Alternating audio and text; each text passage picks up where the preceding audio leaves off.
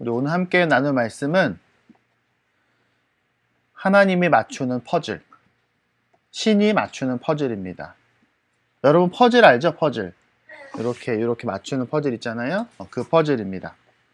자, 숫자 2.66. 2.66. 이게 무슨 의미를 갖고 있는 숫자일까요? 숫자 2.66. 2.66이요? 우리 교회에 해당하는 숫자입니다. 굉장히 중요한 숫자예요. 내가 어디 가서도 굉장히 자랑하는, 아마 한국 교회에서 가장 높은 수치 중에 하나일 거라 생각합니다. 2.66. 행복한 교회 수치 중에 2.66. 뭐일까? 오! 우와, 훌륭합니다. 와, 되게 훌륭하다. 이야, 맞아, 우리 교회 출산율입니다. 출산율이라는 단어 처음 들어봤구나. 자, 2023년 2분기. 예전에도 한번 그런 얘기 했는데, 우리나라 출산율이 몇이냐? 0.7입니다. 0.7이면은, 다른 나라에서는 그냥, 이렇게 좀 과한 표현으로, 곧 나라가 없어지는 숫자다라고 표현을 합니다. 네. 서울은 몇일까요? 우리나라가 0.7이면 서울은 0.53입니다. 서울은. 네. 그러니까 서울은 전 세계에서 유례가 없는, 아니, 인류 역사상 유례가 없는 숫자예요. 왜 이렇게 낮을까? 왜 이렇게 낮을까? 여러 의견들이 있는데, 뭐 예전처럼 물론 당연히 뭐 결혼 꼭 해야 돼, 애기 꼭 낳아야 돼, 이런 분위기가 없어요. 옛날에는 그렇긴 했는데. 그리고 또 요즘에 워낙 연애하고 결혼하는 거 얼마나 부담스러워 합니까? 그러니까 요즘에 젊은 사람들이 잘 못해요. 또 이런 것도 있습니다. 사는 게 힘든 거죠. 사는 게 너무 힘들고 행복하지 않으니까 아이 낳으면 그러면 더 힘들겠지, 더 힘들 것 같아 라는 불안감도 있고, 또 그러면 우리 아이들도 행복할까? 지금 세상 돌아가는 게 우리 아이들 낳아도 우리 아이들 행복할지가 모르는 거죠. 그래서 아이 낳기가 꺼려지는 것도 있다는 얘기도 합니다. 행복을 뭘까? 행복의 수치를 하는 거는 쉽지 않죠. 행복이 뭐냐라고 물어보면 어렵습니다. 근데 참고할 만한 게 OECD 경제협력개발기구라는 데가 있어요. 그러니까 전 세계에서 그래도 조금 민주화되어 있고 자본이 어느 정도 국가가 안정된 나라 38개 나라가 모여 있는 게 OECD라는 데가 있습니다. 네. 근데 이 경제협력개발기구에서 매년 뭔가를 발표해요. 뭘 발표하냐면 더 나은 삶 지수를 발표해요. 그러니까 영어로는 BLI입니다. Better Life Index예요. 그러니까 삶의 여러 가지 지표들을 설문조사를 하는 거예요. 설문조사도 하고 데이터도 정리해갖고 발표하는 겁니다. 총 11개를 발표해요. 뭘 발표할까? 그럼 11개 중에 뭐가 있을까? 첫 번째는 우리 사는 거, 집 괜찮나? 우리 좋은 집에서 살만한가? 어떤 곳은 집이 좋고 어떤 곳은 살 집이 없는 데도 있잖아요. 우리나라는 여기서 전 세계 몇 위일까요? 우리나라가 전 세계 경제 규모로는 한 9위, 9위에서 10위 정도입니다. 그러면은 주거에 대한 거는 우리나라 전 세계 몇 등일까? 7등. 우리는 7등이에요. 만족도와 여러 가지 계산했을 때. 그 다음에, 일자리, 직장 하는 거, 직장 생활하는 거 괜찮나? 직장세가 19위입니다. 전 세계에서. 그리고 시민이 세상에 참여하는 거, 시민 참여가 제일 높아요. 시민 참여는 2위입니다. 전 세계 2위. 그리고 안전한가, 사회가 안전한가, 치안이 잘 되어 있나, 이런 거는 그래도 높은 편이에요. 11위입니다. 그러니까 우리나라가 원래 경제 수준이 10위라는 걸 생각할 때, 요 정도 돼야, 그리고 교육하는 거, 교육받는 거, 기술하는 거, 요것도 11위입니다. 그러니까 딱 그 정도죠. 그 외에도, 소득이 얼마냐, 그 다음에 사회적 관계, 커뮤니티, 공동체가 어떤 관계를 맺고 있냐, 또 자연 환경, 주위에 사는 환경이 어떠냐, 그 다음에 건강, 신체적 건강, 정신적 건강, 그 다음에 웰빙, 잘 살고 있냐, 삶의 질서가 있냐, 또 일과 삶의 균형이 있냐, 이런 거를 11가지를 치수해서 했어요. 우리나라 몇 위일까요? 2022년 기준으로 10점 만점에 우리나라는 평균 5.9점. 근데 5.9점이 얼마나 높은지 잘 모르겠죠? 전 세계 38개국 중에 36위예요. 우리나라는 한 사람의 삶이 이 사람이 행복하고 평안하게 잘 살 수 있는 환경이 있냐, 좋은 삶을 살고 있냐라는 지수를 봤을 때, 물론 이게 절대적인 건 아니지만 38개국에 36위예요. 일본이 몇일까요? 일본. 여기 일본에서 왔는데 일본은 6.0. 그래도 일본은 우리보다 훨씬 높아요. 점수가. 등위는. 몇 위예요? 일본은 몇 위인지 잘 모르겠어요. 근데 세계에서 제일 높은데 핀란드는 7.8점. 덴마크 7.6. 요즘에 영국 때문에 아주 폭발적으로 성장한 아이슬란드는 7.6점입니다. 중국은 여기에 들어가 있지 않아요. 왜냐면 중국은 OECD에 들어가 있지 않습니다. 여기는 민주주의 국가가 아니니까. 우리보다 낮은 나라가 두 개가 있어. 어느 나라일까? 중국. 중국은 여기 들어가지 않아요. 두 개 나라는 저기 길에서 민주주의라고 길에서 아무나 막 총 쏘는 콜롬비아. 길에서 이렇게 막. 그 다음에 전쟁 나서 거의 이제 현재 폐허가 된 튀르키예. 여기 두 개 나라 빼고는 다 우리나라 위에 있어요. 물론 우리나라가 아까 얘기했던 건 시민 참여, 주거, 교육은 상위권인데 어디가 최하위가 어디냐? 건강. 특히 정신적 건강. 정신적 건강 거의 최하위. 37위입니다. 공동체. 나는 좋은 공동체 안에 속해 있나? 38위. 꼴등입니다. 환경, 자연환경. 우리는 좋은 조건 속에 살고 있나? 38위입니다. 물론 이게 다 맞다고 할 수는 없지만 그래도 생각해 볼 만한 주제예요. 우리가 어떤 필요가 있는가를 생각해 볼 수 있죠. 근데 저는 아무래도 여기서 어떤 거에 집중하게 되냐? 공동체에 집중해 보게 됩니다. 공동체에는 여러 가지 항목들이 있는데 그중에 신뢰가 있어요. 신뢰. 신뢰는 뭐냐면 내가 주위 사람들을 얼마나 신뢰하고 있느냐. 믿을 만한 사람들인가? 내 주위인 사람들이. 한국이 10점 만점에 3.5점이에요. 평균이 6점이거든요. 평균 6점, 우리나라 3.5점이에요. 네. 전 세계 제일 꼴등입니다. OECD에서는. 친밀감은 뭐냐면 내가 어려운 일에 처했을 때 내가 믿고 의지할 수 있는 사람이 있는가. 우리나라 점수는 5.9점입니다. 10점 만점에. 그래도 5.9점 좀 높네? 네, 평균이 8.8이에요. 전 세계 꼴찌입니다, 우리나라. 네. 우리는 여러 공동체에 속해 있습니다. 다들 여러분의 공동체 있어요? 기본적으로 가정과 교회가 있죠. 하지만 학교도 있습니다. 학교. 또 직장, 여러분의 직장 다닌 곳, 또 마을, 이 동네, 여러분 친구들, 동호회, 또 우리는 각각의 도시에 속해 있죠. 서울시, 시흥시, 또 우리나라라는 이 대한민국 안에 속해 있습니다. 또 각자 또래에 속해 있어요. 유아는 유아 친구들이 있고 또 어제 우리 갔다 온 송주건이라는 공동체도 있습니다. 우리는 많은 공동체 안에 속해 있어요. 그리고 그 안에서 우리는 물론 여러 가지 방식으로 신뢰를 쌓고 친밀감을 쌓아가지만 보통 우리나라 사람들은 그 부분에서 어려움을 느끼고 있는 것 같습니다. 또 왜 그럴까? 제일 큰 거는 사람이 다르니까 그렇죠. 다 내 맘 같지 않잖아요. 너무 달라요. 우리 여기 몇 명 모여 있습니까? 14명인가요?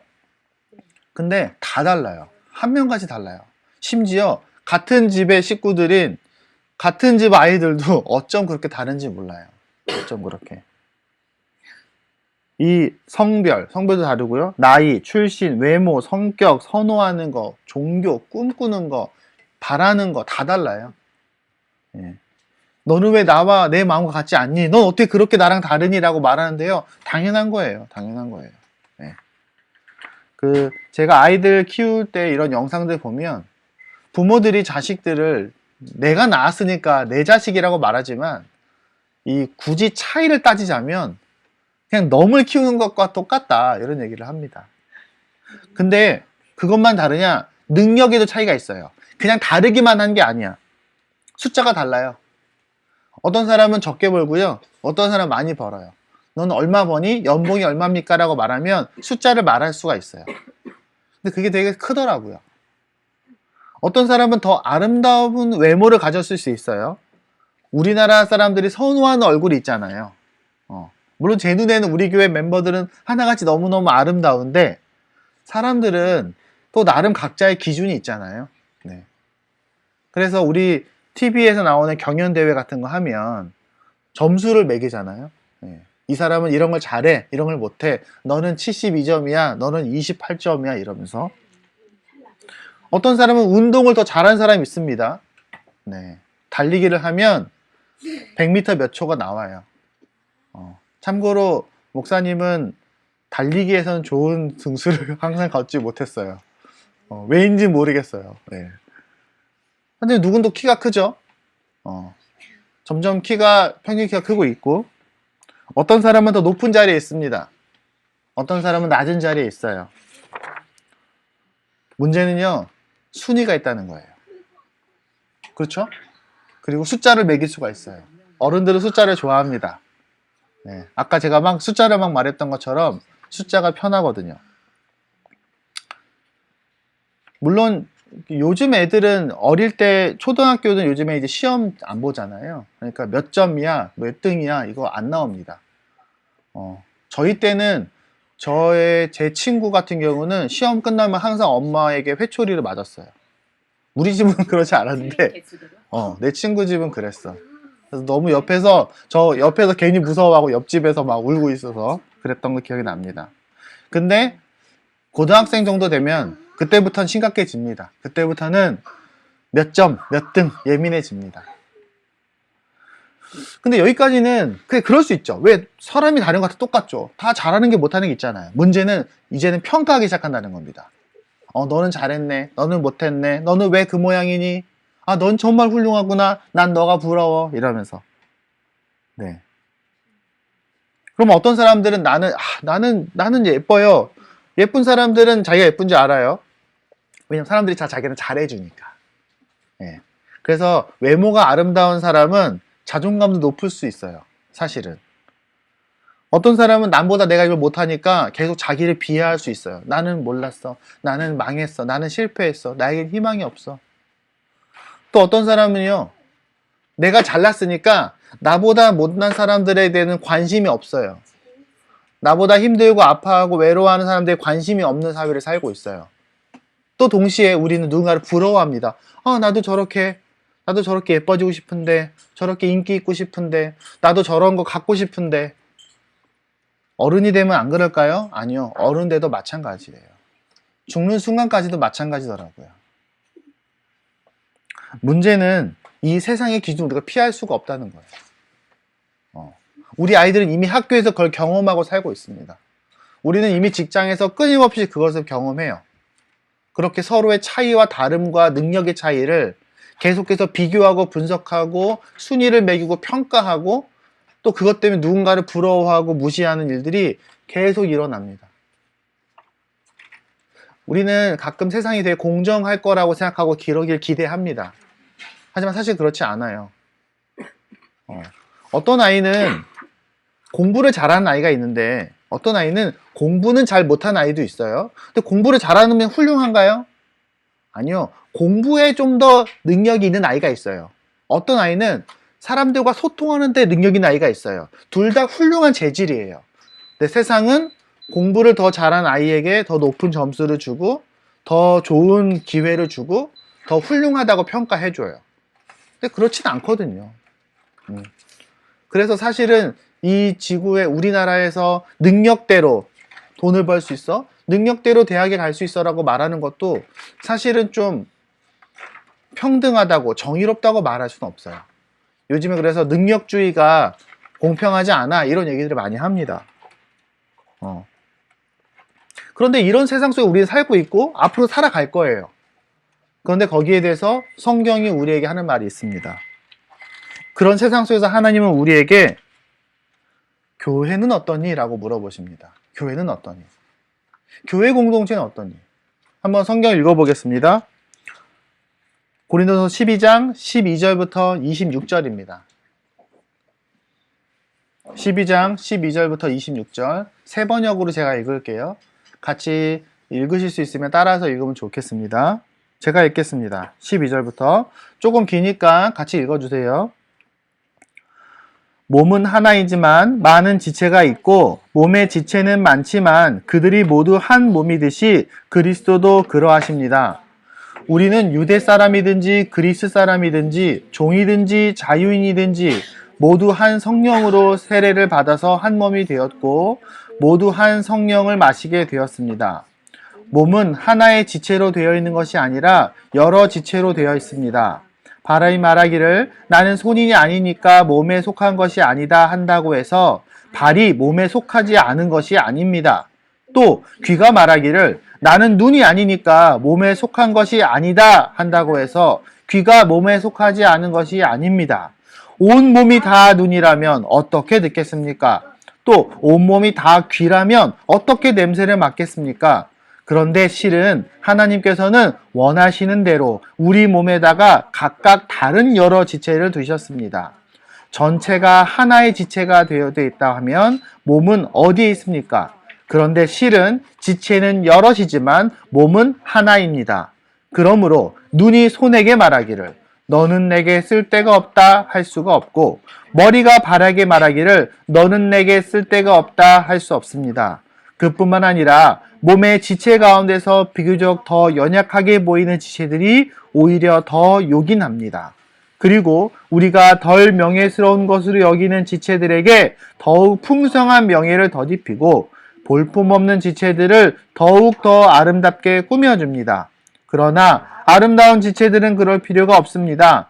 하나님께서는 몸을 골고루 짜 맞추셔서 모자라는 지체에게 더 풍성한 명예를 주셨습니다. 그래서 몸에 분열이 생기지 않게 하시고 지체들이 서로 같이 걱정하게 하셨습니다. 한 지체가 고통을 당하면 모든 지체가 함께 고통을 당합니다. 한 지체가 영광을 받으면 모든 지체가 함께 기뻐합니다. 사실은 교회가 이런 공동체라는 겁니다. 하나님이 뭐라고 말씀하시냐? 우리가 그런 세상을 살고 있는데 이거 다 원래 하나님이 하신 거야. 18절에 이렇게 되어 있지 않습니까? 실은 하나님께서 원하시는 대로 이렇게 다 각각 두신 거야. 이렇게 얘기합니다. 서로가 다르다는 걸 성경이 인정하고 시작을 합니다. 유대 사람도 있고 그리스 사람도 있고 부자도 있고 종도 있어. 능력 있는 사람도 있고 부족한 사람도 있어. 이걸 하나님이 인정하신다는 겁니다. 세상은 그렇게 다른 것 때문에 괴롭게 합니다. 하지만 하나님은 선한 의도로 서로 다르게 만드신 거라는 거예요. 왜 우리가 서로 다르고 나는 없는 게 많아요. 왜 난 이렇게 부족한가요? 왜 쟤는 나보다 더 잘나 보이죠? 라고 불평할 때 하나님이 그렇게 하셨다는 거예요. 아니 하나님 그러려면 우리 똑같이 만드시면 안 돼요? 우리 다 똑같은 사람, 똑같은 능력, 똑같은 걸로 만들면은 얼마나 서로 비교할 일도 없어요. 근데 그러면 재미있을까요? 그러면 인생이 어떨까요? 이 세상이 어떨까요? 근데 그 다음이 더 중요합니다. 그렇게 다른데 여기서 너희가 명심할 게 있어. 너희가 모두 평등하고 모두 소중하고 모두 특별해. 세상에 중요하지 않은 생명은 없어. 여러분 물론 TV에 그런 거 나오죠. TV에 배우들이 연기하면서 여러분은 모두 소중합니다. 이렇게 웃으면서 말해요. 근데 정말 그 사람이 그렇게 생각할까요? 글쎄요. 세상은 그렇게 말은 하지만요. 굉장히 냉정합니다. 네. 여러분도 많이 느끼잖아요. 어린애들도 다 느껴요. 근데 성경이 이렇게 말합니다. 잘 들어. 너희는 하나하나가 다 예수님의 몸이야. 서연이도 예수님의 몸이고 산이도 예수님의 몸이야. 그런데 서연이가 산이보다 더 훌륭해 라고 말할 수 있습니까? 그렇지 않다는 겁니다. 서로 다르지만 다 예수님의 몸입니다. 우리가 어떻게 예수님의 몸에게 여기가 더 중요합니다. 여기가 덜 중요합니다. 말할 수 있겠습니까? 감히. 절대로 그렇게 얘기하면 안 됩니다. 또 너희에겐 다 성령이 있어. 다 하나님의 영을 가졌어. 근데 우리가 누가 감히 이 교회에서 이 사람이 더 훌륭한 사람이고 더 중요해. 이 사람은 덜 중요해라고 말할 수 있겠습니까? 성경이 우리에게 평등하고 소중하다고 말하는 건 그냥 립 서비스가 아니에요. 그냥 듣기 좋으라고 하는 소리가 아닙니다. 많은 사람들이요, 이렇게 듣기 좋은 말만 하고 실제로는 별로 안 중요하게, 어떤 사람은 덜 중요하게 생각하는 사람들이 있습니다. 근데 성경은 굉장히 엄중하고 굉장히 강력하고 굉장히 큰 소리로 외치시는 겁니다. 절대로 함부로 말하면 안 돼. 한 사람의 영혼이라도 천하보다 귀한 거야. 교회 안에 있는 가족들이 서로에게 어떻게 보이든지 사람은 그렇게 보일 수도 있지만 하나님에게는 모두가 다 특별하다. 이게 너무너무 당연한 얘기고 항상 하는 말이지만 우리가 죽는 순간까지 명심하지 않으냐면 착각할 수 있는 아주 중요한 부분입니다. 그럼 우리 이렇게 생각할 수 있어요. 그래, 뭐 그럴 수 있지. 그래, 나 특별한가 보다. 남에게 함부로 말하지 말아야지. 야, 그럼 좀 신경을 좀 더 써야겠네.